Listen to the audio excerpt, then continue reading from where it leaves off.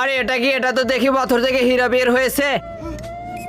আরে তাড়াতাড়ি কাজ করো, যে কোনো ভাবে হোক আমাদের হীরালা পাথরটা খুঁজে বের করতে হবে। জেলা সাহেব, আমার না অনেক জোরে হিসু এসেছে, আমি হিসু করতে চলে গেলাম।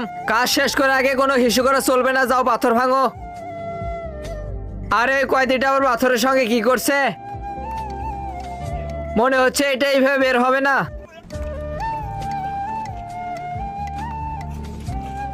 আরে ভাই, কিছুক্ষণের জন্য এই শ্রেণীটা আমাকে দাও তো, আমার একটু কাজে লাগবে। আরে তোমার কাজ তো বড় পাথর ভাঙা, তুমি এই শ্রেণী দিয়ে কি করবে? আরে ভাই কাজ আছে, একটু কাজ শেষ করে আবার তোমাকে দিয়ে দিব।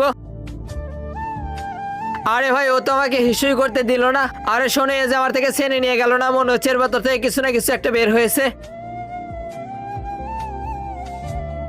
আরে কখন থেকে দেখতেছি তুমি এই পাথরের সঙ্গে লেগে আছো, আসলে কি হয়েছে? কিছু না জেলা সাহেব, আমি তো আবার কাজ করতেছি। এই কাজ কর।